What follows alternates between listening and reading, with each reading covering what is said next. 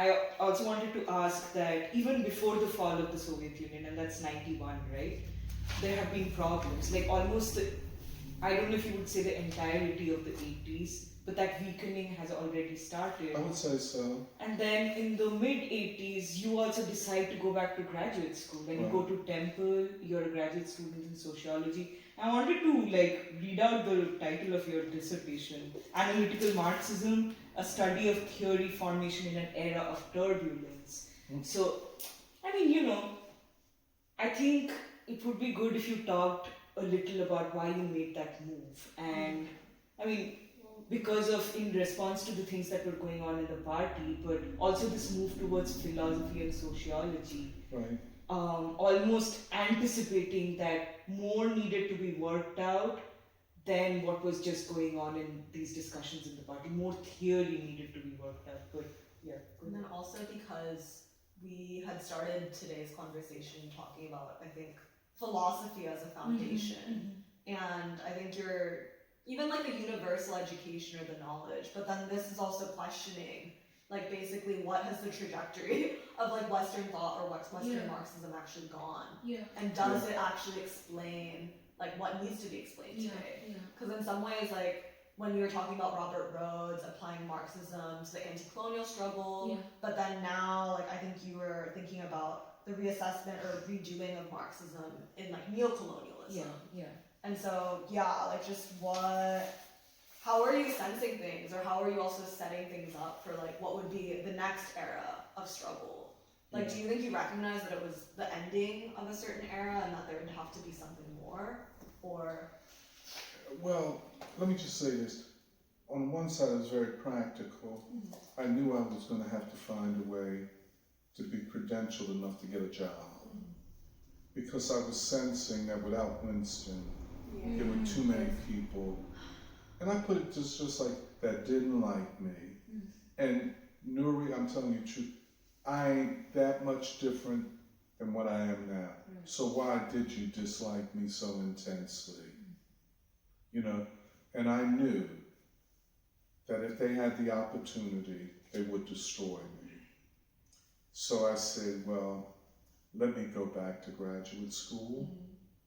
My friend David Kutzik, who was a graduate student in sociology here, he said, yeah, I can get you in. So I went back. But then, as you see with the dissertation, I was not interested in just studying an empirical, black people did this or didn't do that or whatever. I took the opportunity to do theory, and as you say, to extend my knowledge of Marxism, and especially Western Marxism.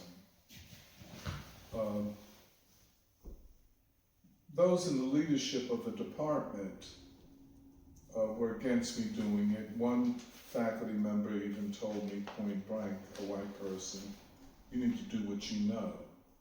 I said, I know this. You know what I'm saying? And so I was lucky to have a Greek professor from Greece named Kantopoulos. And he agreed to chair my committee. But they said if I did it, I had to make it empirical. But that was not a demand they would put on anybody else. So that's why in my dissertation, there are two parts. There's the sociology of knowledge part, which is more empirical, and then there's the theoretical part, which is the history of Western Marxism and Marxism in Western countries, that type of thing. So, a certain way I settled accounts with that part of Marxism that goes back to the Frankfurt School of the 1920s, Herbert Marcuse, all of them, what's his name? Adorno, Lukács, all of these European thinkers that really, I'm sorry. Althusser. Oh, yeah, well, Althusser was a bit after them in the French movement. but it gave me a chance to find out what all that was about. And these various variations upon Marxism by European intellectuals and academics. And then to see how this analytical Marxism, how it situated itself in academic discourse and yada, yada, yada, yada, yada. That's why kind of I understand discourse theory and academic networking. You sometimes might hear when I talk about it, it's not so much about the quality, but about the connections, you know, the networks and Oh stuff. yeah, totally. Huh? That's so accurate. Oh yeah, oh yeah, oh yeah, oh yeah. So it was a way to study academic knowledge, academic practice. Legitimization, absolutely. And this is all before the takeover of postmodernism. Oh yeah. So I escaped that, you know.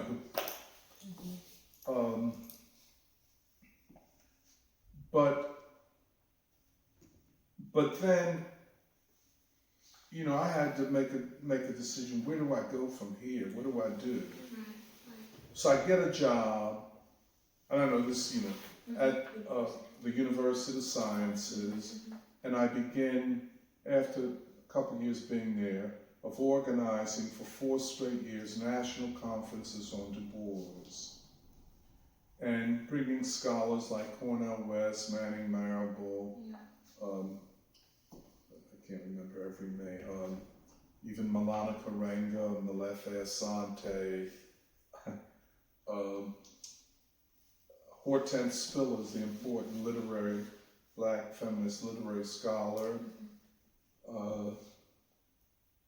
Clarence Mumford, and others.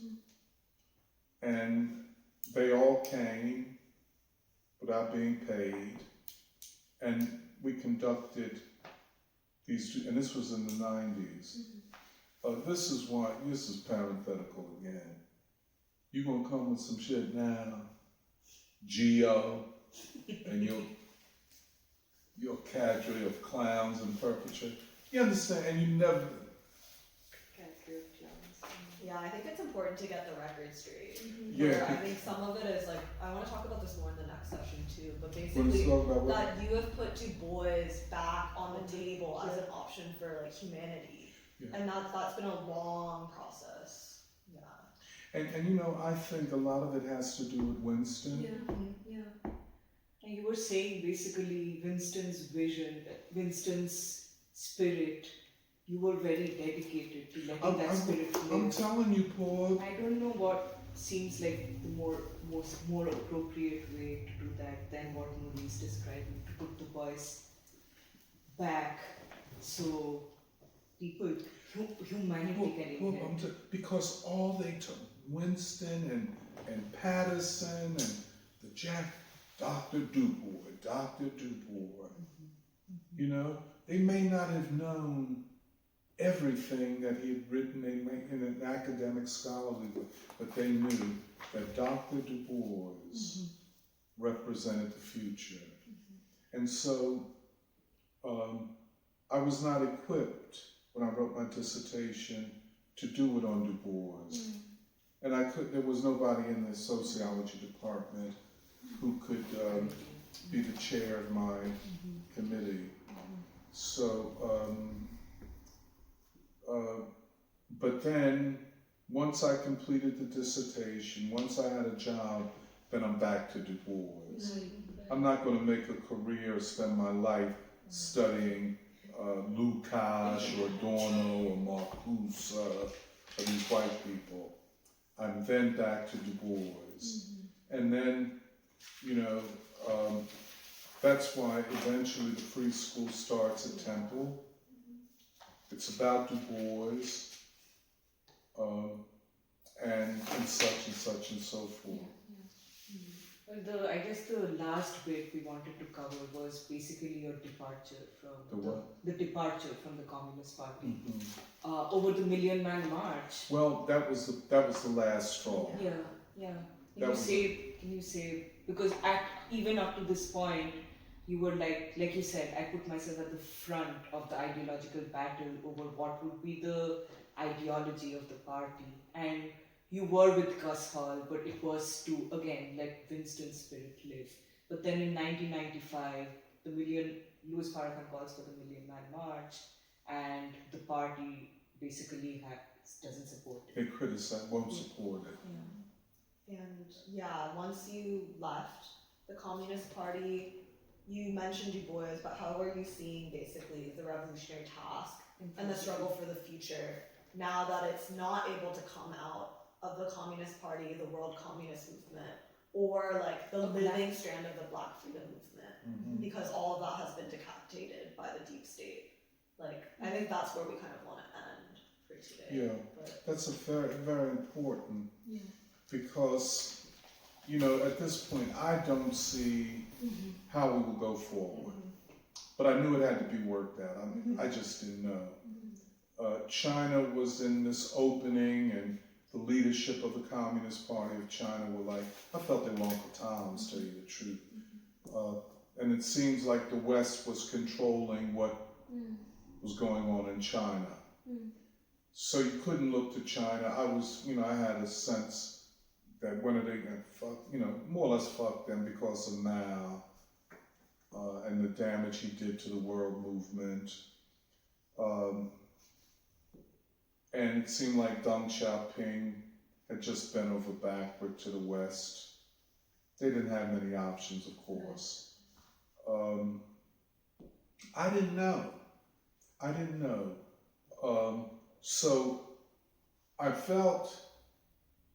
saw something that Margaret Kimberly wrote on Facebook about the Million Man March, and Glenn Ford, and then criticized Farrakhan for bringing people together and not having a program that they should go back. Well, they did have a certain 10-point whatever, but it was 1995.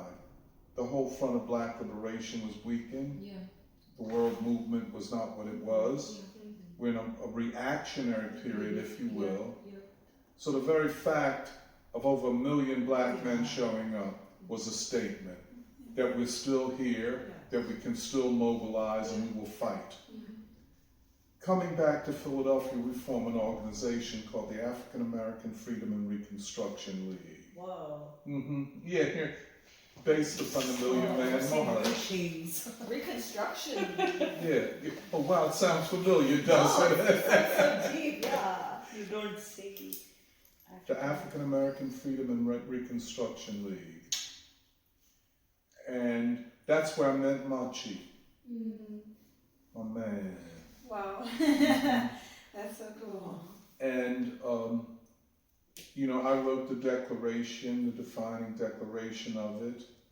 And so I was the only kind of academic that got involved. The rest of these people were just, But so we existed. I stayed with that maybe for about 6 or 7 years.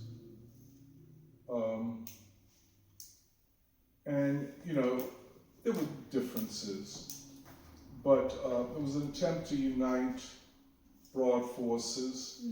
What would we do?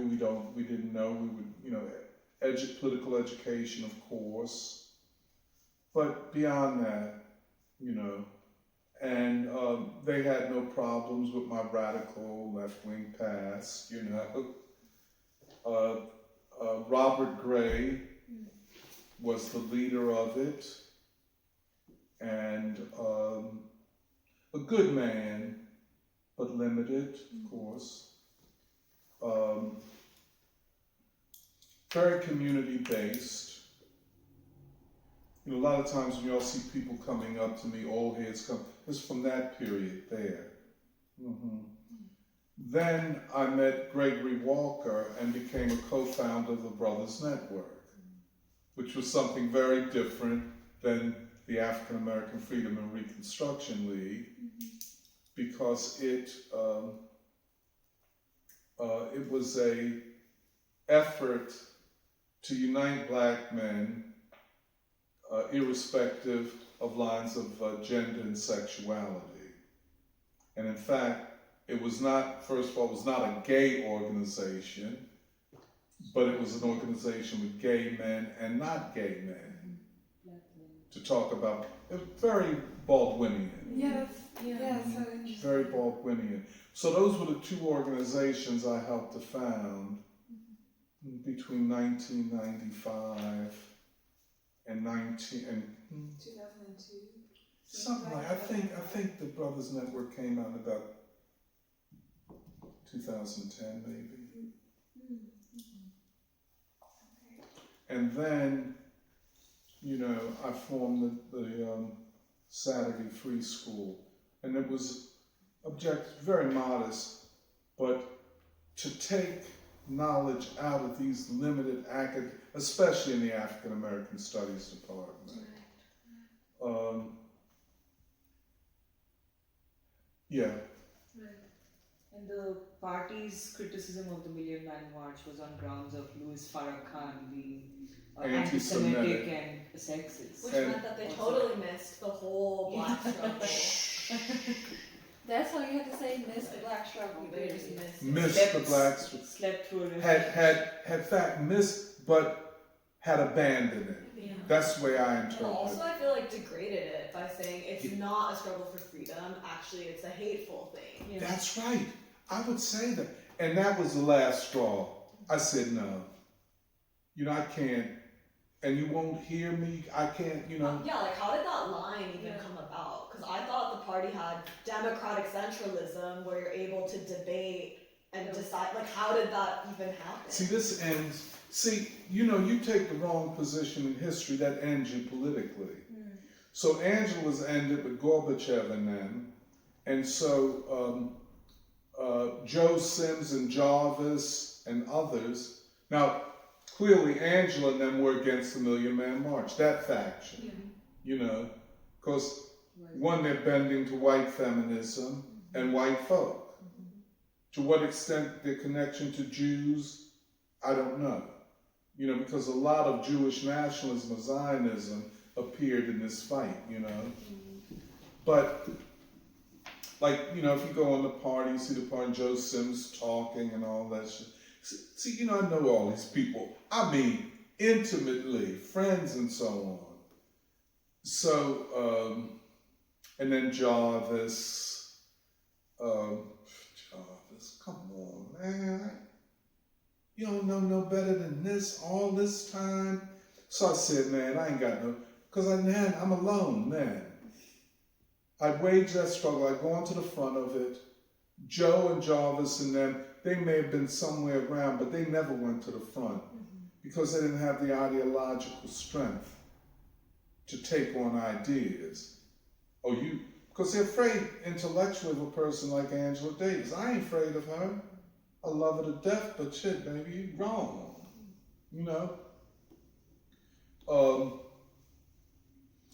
So that ended the Communist Party because, see, that was the question. See, where do you go once you abandon the back?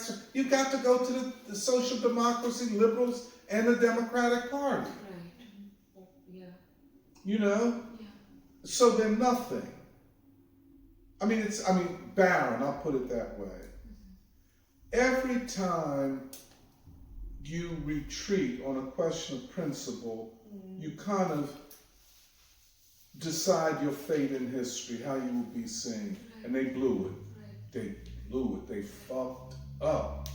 Go, Bob. I know I'm talking too much. No, it just occurred to me. I don't even the question of anti-Semitism. It's making me think because I forgot about it, but.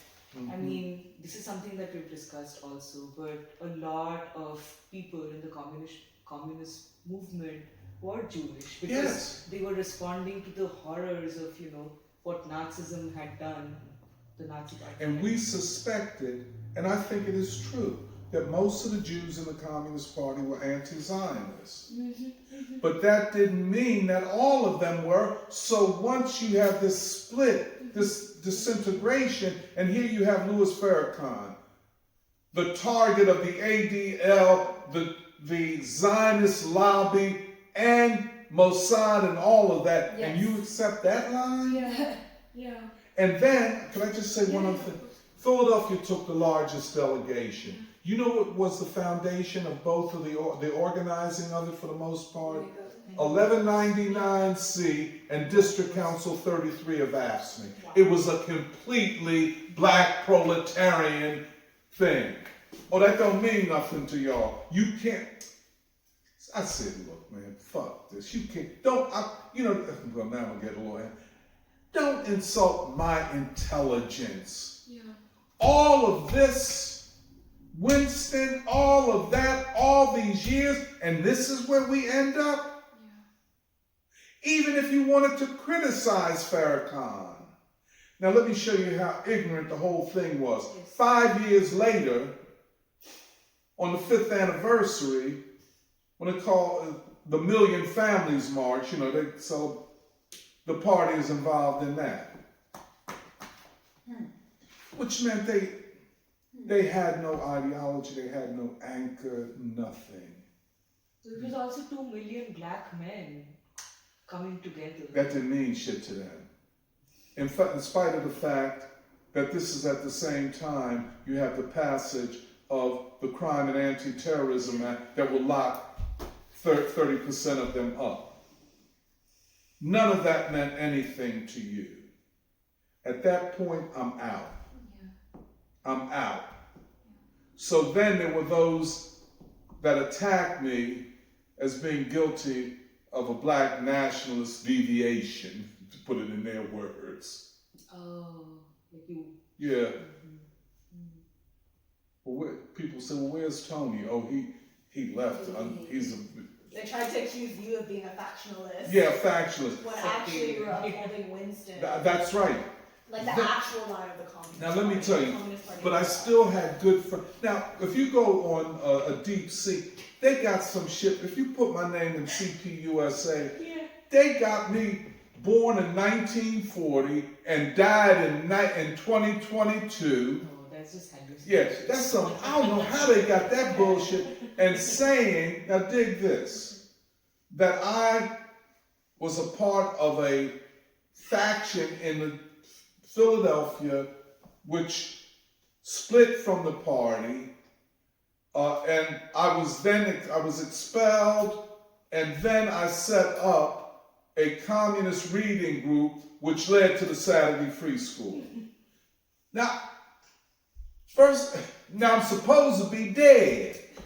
I died in 22. I'll show it to you, man.